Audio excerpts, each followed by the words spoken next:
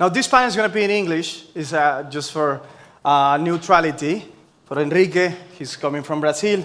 Fede, here from Argentina. I'm coming from Mexico. So it's going to be easier. If you want to grab a headset, they are over here. I hope everyone can get around. Of course, you're free to speak in Portuguese or Spanish or English as you wish. I will do it in English just for respect for both. And I'm very happy to be here. I was actually sitting right there a couple of minutes ago and looking at the logo. And I was like, this sounds like G3. Like, this is the great tree. Like, this is like G8, but crypto-wise. And I started to feel like, what will a G3 mean, right? And I think if there is a great tree in this world, it's a little bit of the best or top of the crypto engineering teams, which is represented by Fede and Lambda. Second, the institutions that are taking crypto rails at this populational scale. This is Henrique Videira, representing the Central Bank of Brazil. And of course, you, as the audience and the voices, implementing and actually using most of the things that we're going to chat here. Another thing is that we have seen the evolution. Diego started this morning saying about how most of us are not wearing funny clothes as we're used to see in a crypto environment. This shows a lot the maturity of where we have been. And given this maturity, we have seen going from computer nerds or researchers to mean users, I will say it, to institutional users. So this makes me very happy. 10 years ago, we don't know that this will happen. Today, we know that this is a fact. And this is why we have these two people here, amazing people, Fede and Henrique, to share us a little bit about what's happening at the infrastructure level and at the institutional level in terms of crypto happening in both worlds. First, I would like to start with you, Henrique. So Brazil is making amazing things. It's probably 10 years ahead in the region, right? Like you're doing central bank digital currencies, the DIREX. You had peaks, 190 million people with interoperable payments. So it's crazy. It's a big, you just heard about digital public infrastructures. Perhaps this is one of the biggest examples and most successful examples of big interoperability, big digital public infrastructure working already. So I would love us to hear what's happening now in Brazil, what's interoperability for you, and how peaks, how the DIREX, how everything is evolving in Brazil, and what's the perspective of the central bank? Great. Thank you for the introduction. I'm very happy to be here. I would like to thank Romina, Ethereum Foundation, and the sponsors for the invitation. I have a lot to talk, but at first I would like to say that I'm also a crypto nerd.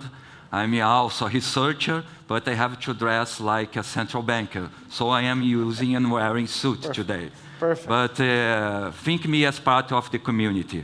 I think that Pix is very well known worldwide. Most of the Brazilians today use Pix. But in central bank, we are looking at innovation and fostering innovation. We don't like only the settlement leg. We don't want only using instant payments. We'd like the economy with more efficiency, with the assets of the economy in an environment, in a digital environment. How can we do that? Is Pix enough for us? No. Why? Why isn't Pix enough for the Brazilians? Because we would like to have atomic payments, we would like to have liquidity pools, we would like to have better marketplaces. How can we achieve that? We can achieve that maybe on a blockchain environment, on a digital infrastructure, where we can have smart contracts doing this logic. That's something we are envisioning at this moment. We had the phase 1 of DREX that was focused on exchange tokenized bonds with retail payments. We had some lessons from this phase. The most important one was regarding privacy. Privacy is a very important challenge on the DeFi world, as everyone knows. We moved to the second phase of DREX, where we decided to explore the potential use cases of the economy using blockchain. Because someone can ask a central banker, why are you going to use blockchain if the existing systems can do the same? Are you going to invest money, people, and gathering the community, the tech community, to use a blockchain? Is it really desirable? Can you envision benefits for the society? We think that we can have much more benefits, more reliability, more secure, and better taxes for the overall economy using a digitalized environment. And we, in the second phase of Drex, we studied 14 use cases from real-world assets, using real estates, using vehicles, using automobiles as digital assets, as tokenized assets, financial assets as tokenized assets on the economy, how we are going to make operations on this digital environment that are better than we have today on the economy. We found that in terms of business, there are several key benefits using a tokenized version of the economy. We stimulated and fostered the participants of phase 2 of Drex to achieve these results. So we can tell society that this digital world, the tokenized world is much better than we have nowadays. But we still have to face some challenges in the tech stack. What are these challenges? We see that the privacy solutions are much more mature in the phase 2 of Drex than they used to be on the phase 1, but we think that we still have some steps to get these solutions for production. Sorry for taking so much long, but it's an overall portrait of the project in Brazil. We are very excited about the opportunities of this tokenized world can bring to the economy. And how interoperability works on this, the main focus of our talk. We started the draft of Drex thinking that it would be a unified ledger, a ledger that could bring every possible asset of the economy on the same system. We see now that maybe we can have a proper balance between what is on the central bank ledger and what is outside of this ledger. Inevitably, we are going to deal with assets that are outside of this ledger. When we talk to another central bank, like Central Bank of Argentina, or a central bank that is a partner of the Central Bank of Brazil, we have these ledgers to be interoperable. How we are going to use interoperability to talk with central banks? We have the advantage of the Web3 community because we are setting the standards of tokenized assets using the Ethereum standards like IRC 4337 for digital identity, the 1155 for digital assets. I think that we are setting the standards that are the main route for interoperability at this moment. This is amazing. Can you hear me? Yes, right? This is amazing. Thank you for sharing, and please take however amount of time you want. I think that we have a lot to learn from the Brazilian experience. I loved some of the words that you were using, tokenization, business use cases, moving money. But I would love to move now to the roll-up, CK, and all the different technical concepts, and perhaps the word that has us all here, which is Ethereum. So, Fede, where do you see Ethereum and institutions converging? What's happening now? So, first of all, can you hear me correctly? Yes. So, first of all, thank you for inviting me. I'm proud of having a brother from Mexico and a brother from Brazil talking about these interesting topics. I hope Argentina can catch up in many of the initiatives that are happening in the region. The private sector in Argentina in blockchain is very well developed, but the regulation on the connection with institutions is still lagging. So regarding Ethereum on the connection with institutions, I think Ethereum has had a correct strategy from the get-go. Ethereum decided to be the most long-term blockchain in terms of not cutting corners, not taking decisions that would put it at risk in the long run. Ethereum is the only protocol that exists. If you compare it with Solana, with Sui or Aptos, that are blockchains that I respect a lot from the technological point of view, they're more closer to a company. As a company, they're amazing. I'm not saying they're not decentralized. They are decentralized, but the way that decisions are taken is closer to a company. And for that, we already have Web2. We have amazing banks like Nubank, or here in Argentina, Brubank. I even have a small fintech that I'm partner of called Cresium. So what I see in Ethereum is Vitalik had a vision of creating the first verifiable computer. And for that, you need to create a protocol. By a protocol, I mean something that is not owned by anybody. It's a public good. It's like a road, like a highway. So, for example, Panamericana, like a big highway that goes through big part of Latin America, is not really owned by anybody. It's owned by different people, different states in different parts. So Ethereum, what it decided is that there should be different teams building Ethereum. It's a standard. We are part of Ethereum because we built our own execution engine on consensus engine, 2 parts of Ethereum. There's competitors doing the same. On different companies, you can choose one or the other. That's actually very similar to the internet. The internet has protocols, has definitions and standards, like Henrique said, on people can build their own implementation with different improvements. On the market can decide which is the best technology or product available. So that's one of the things that make Ethereum very well suited for institutions, because anybody can choose what's the best. You don't depend on only one provider. That's really good. Do you want to add something else? No, that I also believe that something that Ethereum did correctly is focusing on this technology called zero-knowledge proof. I think there's 2 technologies that in the next 100 years are going to be the most important ones once we see it with the Monday newspaper. It's AI. AI automates things. It makes things more productive. It makes coordination between humans better because things are more productive and more clear and they work better. Like if I use ChatGPT all day long, I speak with it. I wake up, I ask questions. Yesterday night, I was developing a game and I was asking questions. It's incredible the amount of knowledge it has. However, cryptography is going to be as important as AI.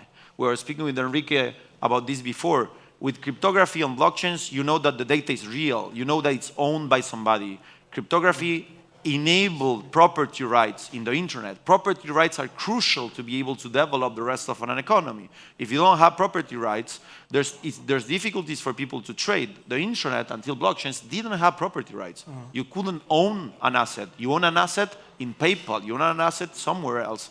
So what Ethereum did correctly is focus a lot on the development of zero-knowledge proofs, a core technology that I can explain afterwards, that enables blockchains to scale, enable blockchains to be private. This is going to be crucial for institutions to adopt the technology. And Ethereum is the only player that developed this technology. That is being super. One of the only players. You're in the right place to say it's the only player. I like what you said. But this is really what I love about Ethereum and the possibilities that we can actually choose from all the different possibilities on the technology, on the infrastructure. But I would love to go now into the challenges. Like if someone here wants to start a digital payment interoperability and reach 190 million people, where do we need to look first? Is it a governance problem? Is it a technology problem? A trust problem? A standards problem? Where do you think the challenges come from, essentially, Henrique? It depends on the use cases you are aiming at. That's something we had a very large experience on phase 2 of Drex.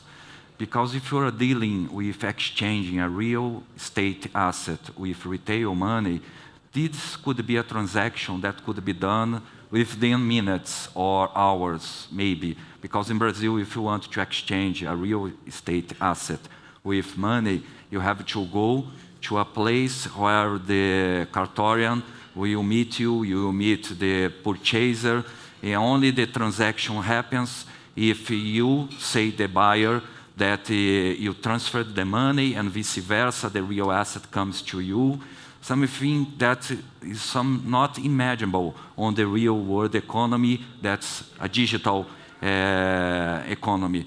So, coming back to your question, why I brought this real use case? Because it depends on what you want to achieve with the transaction, what do you want to achieve with the programmable money, with the smart contract money.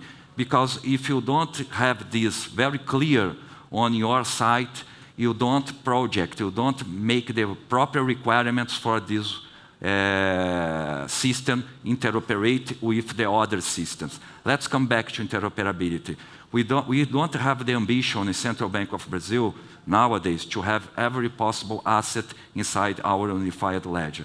Because the real estate, for instance, it will be managed by another entity who will be responsible for writing down who is the real owner of the asset at that moment. It cannot be a responsibility of a central bank, but we have to interoperate with this database to see if this asset is locked on the other database to have a two-phase commit. That's something very used in technical terms on the smart contract environment, on the Ethereum environment. We want atomic swap. Most of the assets nowadays on the economy, we want atomic swaps. But for this to happen, we have to interoperate with other systems and other entities and other governments. And how can this happen? With proper standards. This is what we have now different from what we had in the past. Now we are setting standards for interoperability. We are setting standards for tokens. This is something that's already happening in Brazil with phase 2 of Drex. We set standards for real estate, for vehicles, for almost every asset on the economy. But the challenge now is how to make this happen in technological terms, not in business terms. So we set the proper requirements for the business. And how do we achieve that? With proper interoperability and a proper effort on tech. That was what you asked me, because I'm so excited about the challenges that maybe I... Just double-clicking there, yesterday I heard like 3 initiatives from the digital peso in Argentina are coming as stable coins in the coming weeks. So when I hear about DREX as a central bank digital currency, and then I see the stable coins happening, and then you see kind of multiple waves moving at the same time, what do you think? What's the central bank looking at stable coins and DREX and everything converging there? Great, that's an important question, because nowadays everyone is talking about stable coins. Everyone is talking about this new hype. It's an important matter for a central bank. I was talking to my colleagues before our panel starts that I think that the solutions happen when we have a void on the market, when I have a vacuum of something that's not efficient, something that's not happening as it should happen on an efficient market. Cross-border transactions take a long time to happen using SWIFT. What's the void on this happening? Stablecoins are taking what should be a cross-border international currency that should be efficient. Stablecoins are taking this place on the market. I think that when we have inefficiency, a product will take the place. So when we look at stablecoins from a perspective of a central banker, we have some thoughts that should be addressed.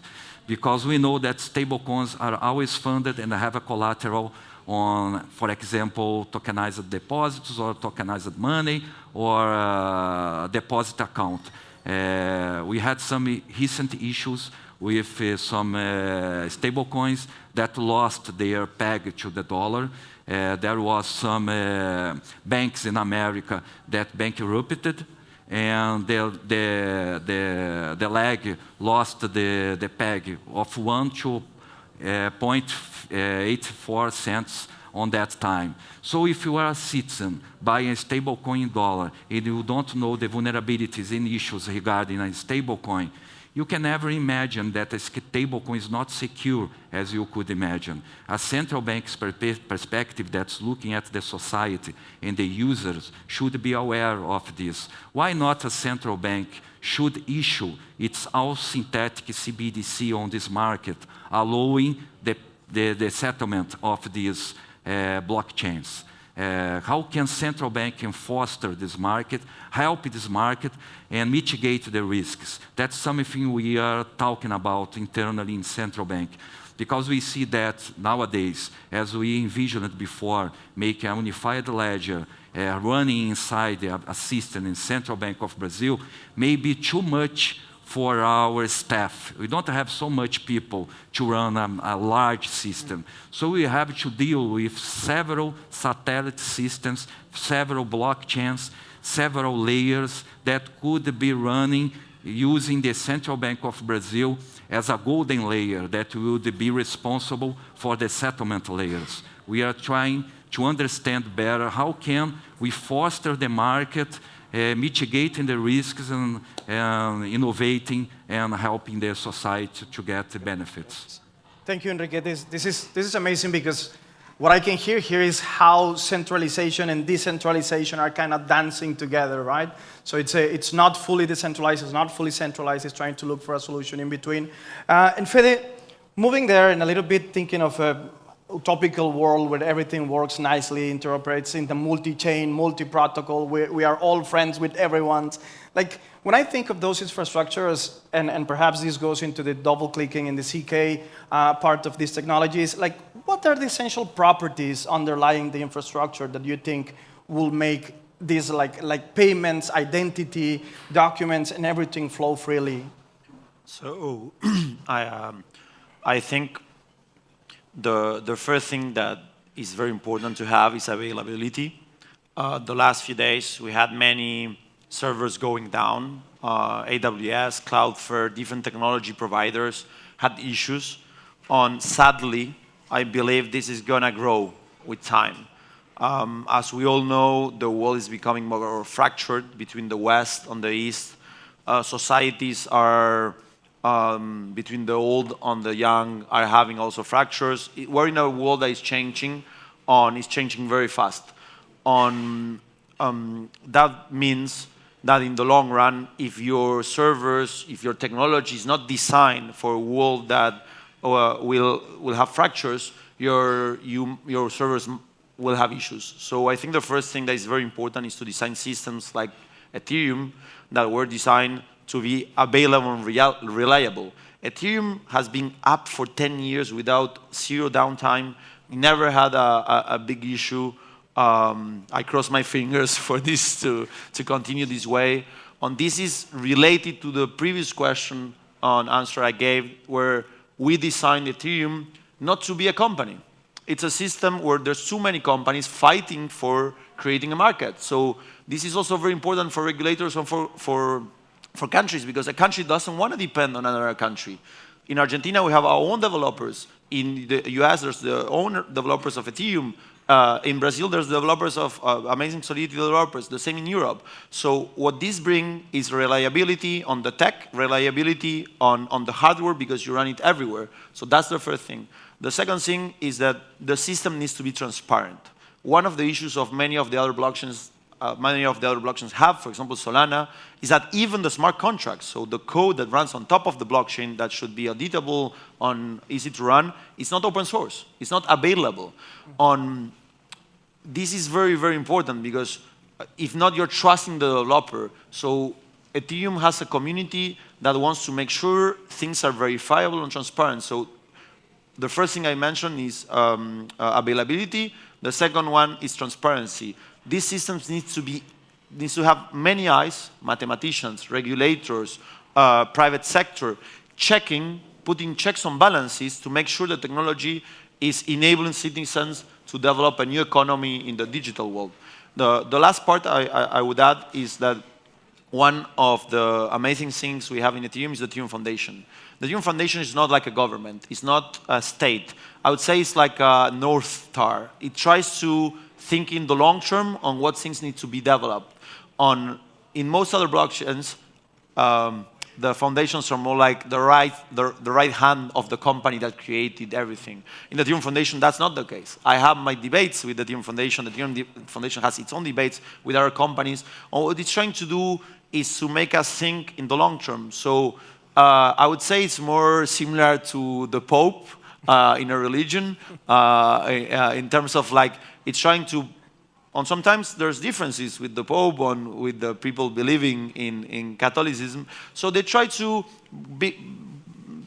not enforce, like give directions. So having that is very important, because sometimes the private sector, myself included, were fighting for winning a market on that. That's very good, because we deliver and we provide solutions for the current market, but sometimes you need people thinking in the long term. So I think all these things are important. On the last one I will mention technically is decentralization. we cannot cut corners. If we cut corners to make a buck, long term, we're not going to make a buck. That's the core idea, because this needs to be, we need to follow the rules of each country, but we also need to follow the rules of mathematics on distributed systems. So we need to make things that work for the long run. Awesome. Availability, transparency, decentralization, I love it. I think one of the main things that makes us human is that we naturally tend to collude. So if we centralize a little bit of power, we will naturally tend to abuse of that, right? So decentralization is a must. I started to imagine dollars saying, in Ethereum we trust. Instead, to go into a little bit religious, and I was like, okay. Yeah. I see Ethereum as a trust machine. Yes. Like, it's literally the thing, anything that is happening there is happening there. You cannot deny it. So we have a couple of minutes more. Enrique, I would love to pick your brains on the future. Like if we fast forward maybe 5, maybe 10 years, what's going to be possible that today is not possible? Great, great. I would like to take the hook from decentralization and centralization. It's part of my speech. What's the proper balance between centralization and decentralization?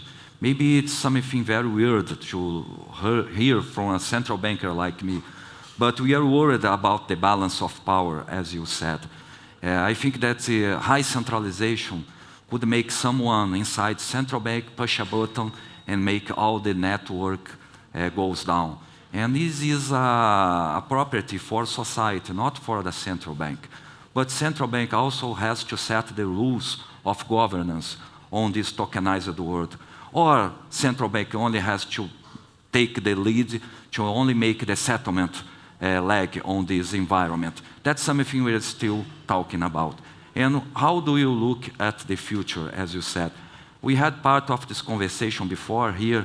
I think that we have talked a lot about AI recently. A lot of companies have taken the Dow Jones to up because of the expectations regarding AI.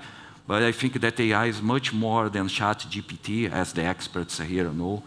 We have a great possibility of using machine learning algorithms and AI over structured data and private data that will exist on this tokenized ecosystem in the future.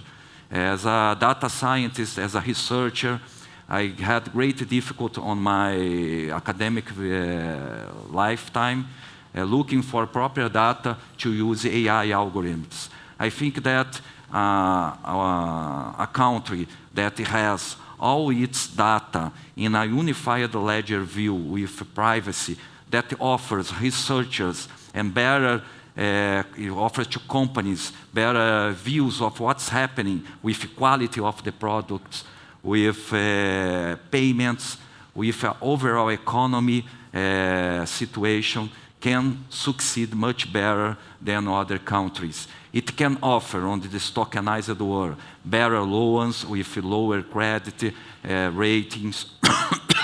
It could offer better atomic exchanges with enhanced trust between counterparties.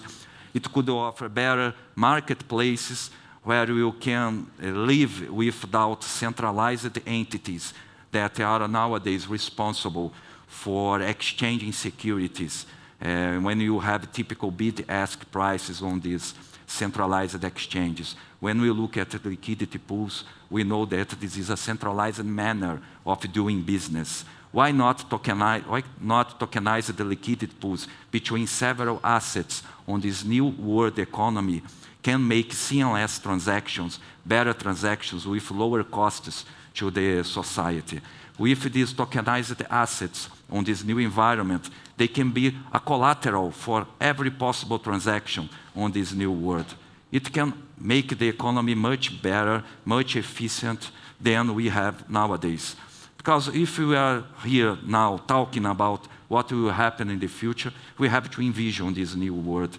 A world that will offer better data with privacy, with better decentralization and less power to certain agents of the political realm. Yeah, you made me think that institutions will look for digital trust.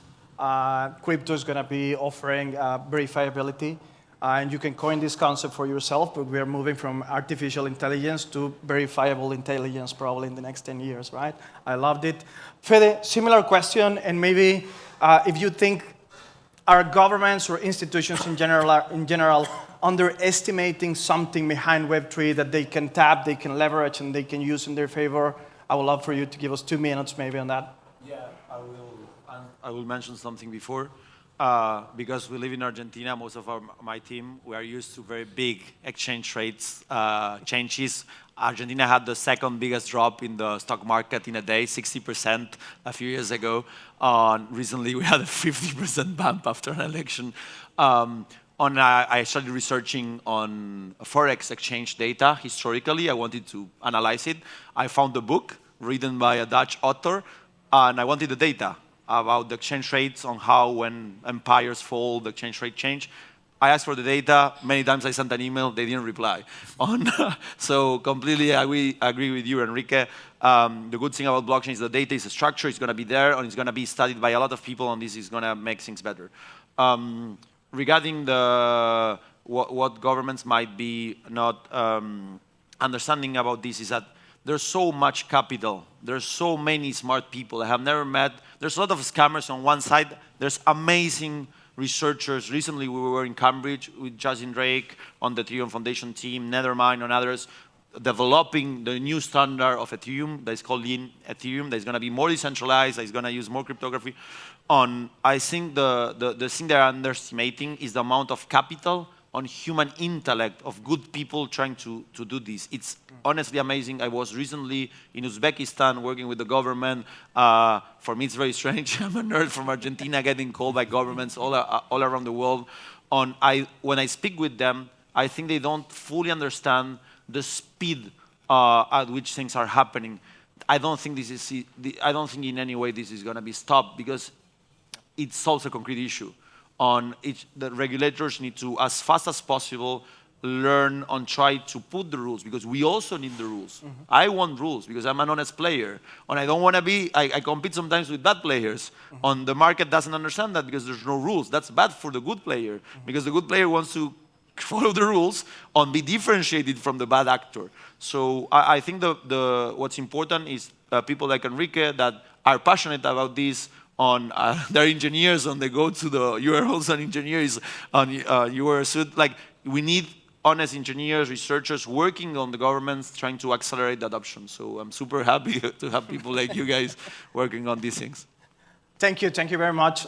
So we're running out of time, but I would love to close by saying that crypto in general has 2 paths to grow, right? One we have seen, which is the speculation, which is the spoofs part of it. And the other one is trust, is the proof part of it. And I believe this is where institutions and infrastructure are meeting, right? And if we want a safer internet, digital trust, a more sovereign internet, we need to make these worlds that radically speak to each other, the infrastructure and institutional worlds, to actually meet and dance some tango. Can you? No, I'm just kidding. So no, I just want to say that if something is going to define the next decade of the internet, it's actually these kind of conversations and this kind of audience as well. So thank you very much for listening to us, and thank you very much for coming.